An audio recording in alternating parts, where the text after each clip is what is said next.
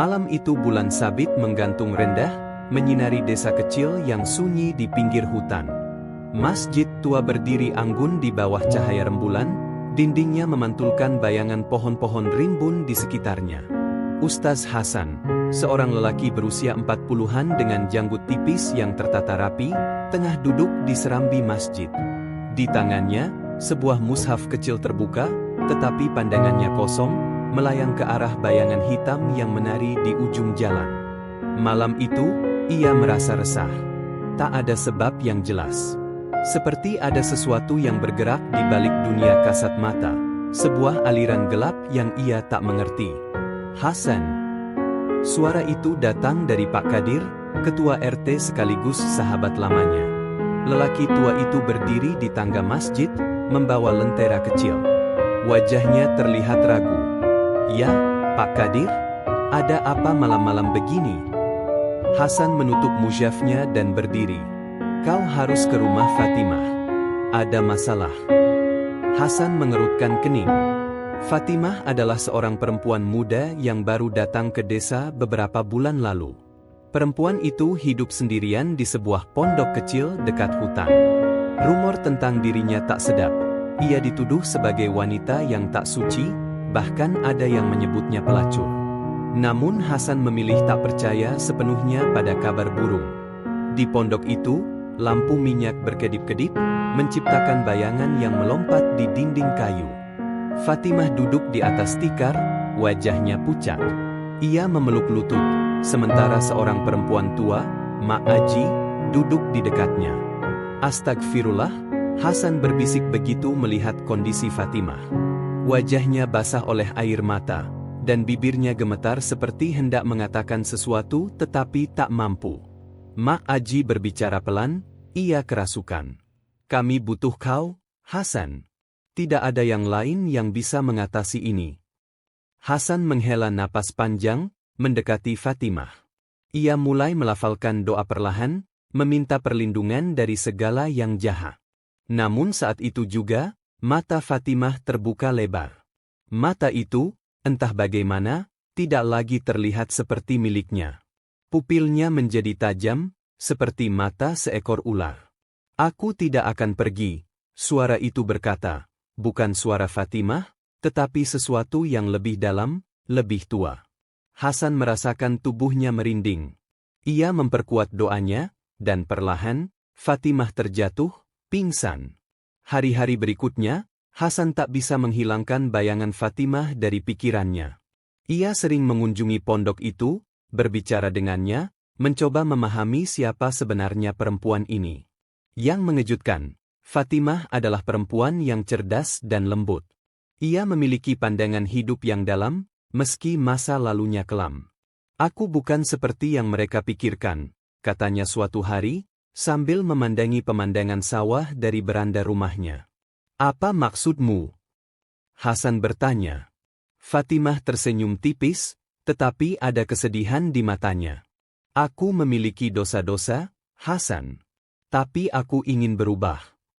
Percakapan itu terus berlanjut, malam demi malam, hingga suatu hari Hasan sadar bahwa ia mulai mencintai perempuan ini.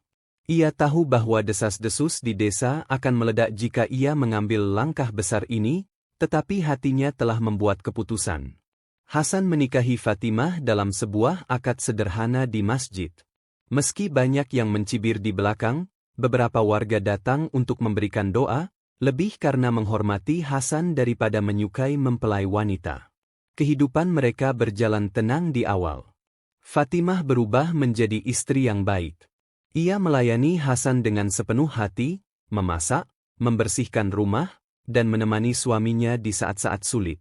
Namun, Hasan mulai menyadari sesuatu yang aneh. Setiap malam bulan purnama, Fatimah akan menghilang. Ia selalu punya alasan, mencari udara segar, pergi ke sungai untuk mencuci, atau sekadar berjalan-jalan. Tetapi Hasan, yang biasanya membiarkannya, suatu malam memutuskan untuk mengikutinya. Ia melihat istrinya berjalan ke tengah hutan, dengan langkah pelan tetapi mantap. Cahaya bulan menembus dedaunan, membuat bayangannya tampak panjang. Lalu Hasan menyaksikan sesuatu yang membuat darahnya membeku. Fatimah berhenti di tengah sebuah lapangan kecil, dan tubuhnya mulai berubah. Kulitnya memucat, rambutnya memanjang hingga ke tanah, dan dari punggungnya, sisik-sisik emas mulai bermunculan. Dalam sekejap, ia berubah menjadi seekor ular raksasa dengan mata tajam yang bersinar seperti bara api. Hasan terjatuh ke tanah, tubuhnya gemetar. Ia tak bisa berkata apa-apa. Fatimah, atau makhluk yang kini berada di depannya, menoleh perlahan, menyadari kehadirannya. Hasan, suara itu masih milik Fatimah, meski terdengar lebih berat. Aku ingin kau tahu. Aku tidak pernah bermaksud menyakitimu. Hasan tak menjawab. Ia hanya memandang makhluk itu, merasa marah, takut, tetapi juga bingung.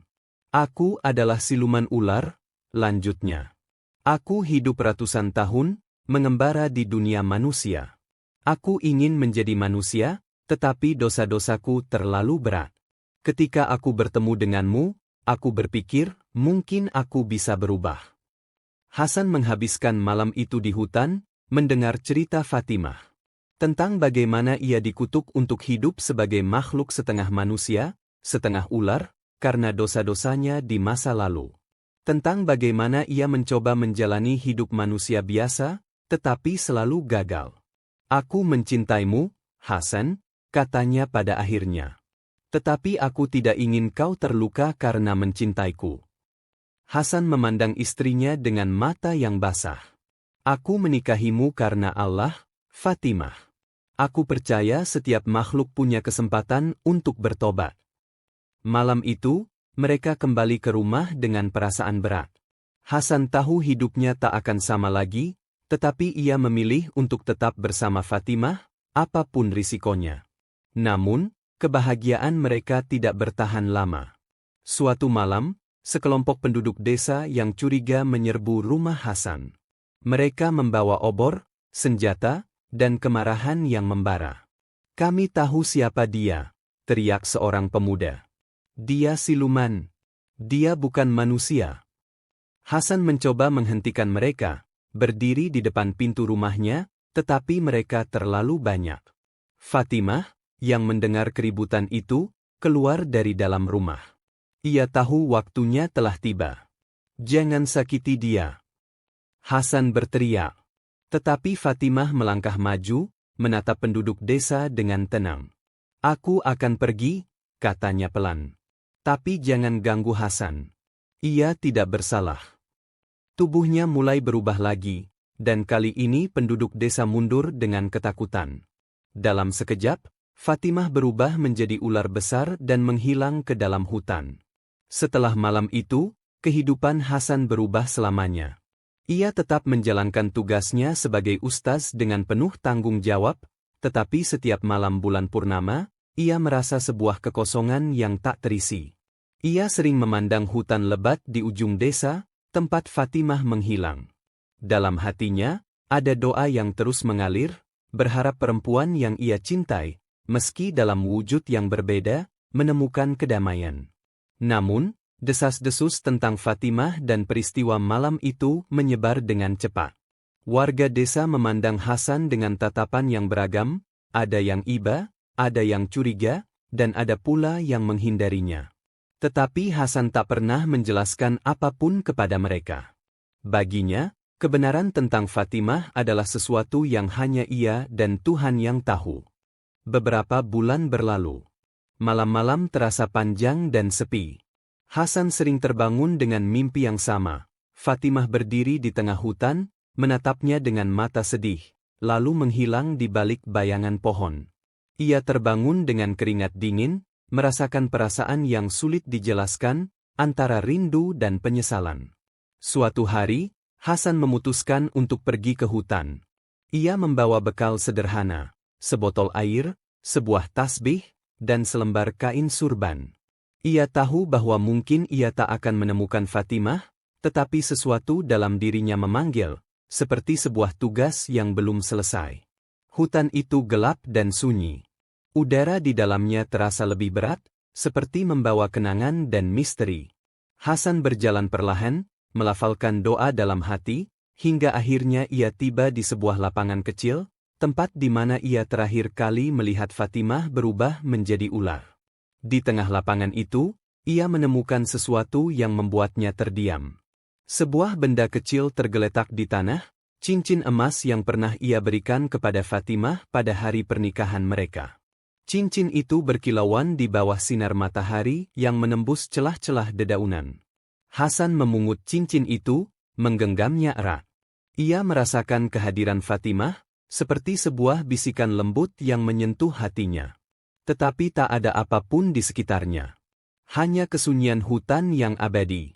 Setelah hari itu, Hasan kembali menjalani hidupnya. Tetapi cincin emas itu kini selalu ia bawa kemanapun ia pergi. Benda itu menjadi pengingat akan cinta yang pernah ia miliki, cinta yang melampaui wujud, dosa, dan rahasia kelam. Ia tak pernah menikah lagi, meski banyak yang mendesaknya untuk mencari pendamping baru. Hasan tahu hatinya telah terikat pada sesuatu yang tak bisa digantikan.